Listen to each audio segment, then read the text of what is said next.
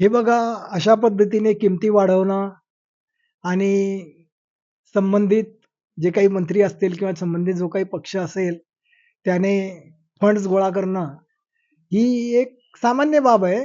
आणि बरं झालं, की अजित पवारांनी स्वतःच्या तोंडाने हे सांगितलं, की सरकारमध्ये सिंचन खात्याचे मंत्री, सिंचन खातं ज्या पक्षाच्या ताब्यात आहे तो पक्ष, अशा पद्धतीने आता बघा एका प्रोजेक्टमध्ये जर असे शेकडो कोटी खाल्ले जात असतील, तर असे तर मीडियम आणि मेजर प्रोजेक्ट 200 पेक्षा जास्ती आहेत. आणि हे सगळे एस्टिमेट्स केले जातात.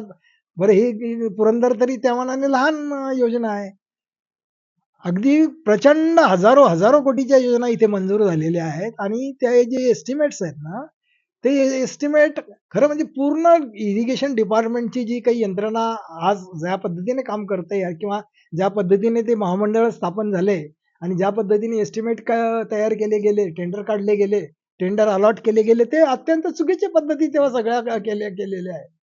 म्हणजे कोणतंही सर्वे न करता, डिटेल एस्टिमेट न करता, डिटेल डिझाइन न करता, डिटेल इन्व्हेस्टिगेशन न करता थातूर-मातूर एस्टिमेट बनवण्यात आले आणि ते एस्टिमेटला टेक्निकल सँक्शन देण्यात आलं, त्यांना ॲडमिनिस्ट्रेटिव्ह अप्रूव्हल देण्यात आलं, त्यांचे टेंडर काढण्यात आले आणि ती टेंडर अबोव्ह पर्सेंटेजमध्ये सगळ्यांना वाटून देण्यात आले. म्हणजे सगळं ते कॉन्ट्रॅक्टर, पुढारी आणि अधिकारी यांची सगळ्यांची मिलीभगत होती.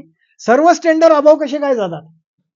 आता सुरुवातीला जेव्हा कृष्णाखोरी सुरू झालं ना, त्यावेळेस मी तुम्हाला अगदी मेजर प्रोजेक्टचं टेंडर हे 42% बिलोनी गेलेलं आहे, हे तुम्हाला मी सांगू शकतो.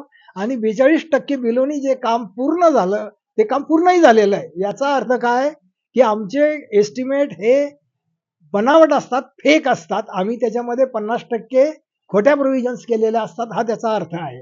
आणि म्हणून 42% बिलो असलेलं टेंडर पूर्ण झालं. आणि त्यानंतर जेव्हा हे सगळे त्यांच्या लक्षात आलं, की अरे इथं सोन्याचं अंड देणारी कोंबडी आहे. आणि मग त्यांनी कृष्णा खोऱ्यात प्रचंड प्रोजेक्ट्स मंजूर केले घाईघाईमध्ये. त्याचे एस्टिमेट्स वाटेल तसे वाढवले, वाटेल तसे एस्टिमेट्स बनवले. तुम्हाला उदाहरण म्हणून मी सांगतो, ती जी टेंभू नावाची उपसा सिंचन योजना आहे, त्या उपसा सिंचन योजनेसाठी किती एचपीचे पंप लावले असतील? तुम्ही तुमचा कितीही मेंदू चालवला तरी तुम्ही तो आकडा सांगू शकत नाही.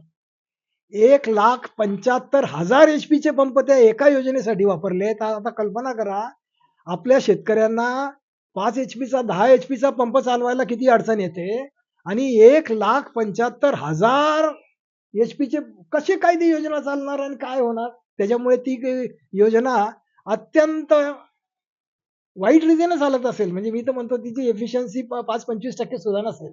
म्हणजे याचा अर्थ काय झाला? त्या हजारो कोटींपैकी 75% पैसा वाया गेला. तर तसंच महाराष्ट्रातही इतर जवळ-जवळ 100 लिफ्ट इरिगेशन स्कीम आहेत आणि त्या सगळ्यांचीच अशी वाट लागलेली आहे.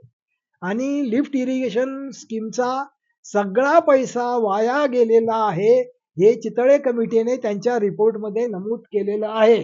पण त्याची नोंद कोणीही घेत नाही आणि अजूनही सगळ्या लिफ्ट इरिगेशन स्कीमवर खर्च करणं, ते पाईप विकत घेणे, ते पंप विकत घेणे.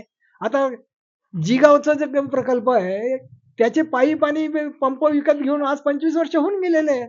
आता त्या 25 वर्षामध्ये ते पंप तर भंगारमध्ये गेलेले असणार, गंजलेले असणार. म्हणजे हा किती प्रचंड घोटाळे आहेत तुम्ही लक्षात ठेवा. आणि दुसरं मी सांगतो, की यांनी जे काही पाईप्स आणि आता जिगावचीच घ्या गोष्ट. हे गेट्सचं जे काही स्टील घेतलेलं आहे ना, त्यावेळेस 50-52 हजार रुपये पर टन पेक्षा जास्ती भाव नव्हता बाजारात. पण यांनी ₹1,25,00,000 टन प्रमाणे टेंडर प्रोव्हिजन करून तो खर्च केलेला आहे. म्हणजे जिगावचे गेट्स आणि गोशीखुर्दचे गेट्स एकाच साइजचे आहेत. त्यांचं डिझाइन एकच आहे आणि त्यांच्या रेटमध्ये केवढा फरक आहे पहा. म्हणजे गोशीखुर्दला एका गेटला जो खर्च येतो त्याच्या दुपटीपेक्षा जास्ती खर्च जिगावर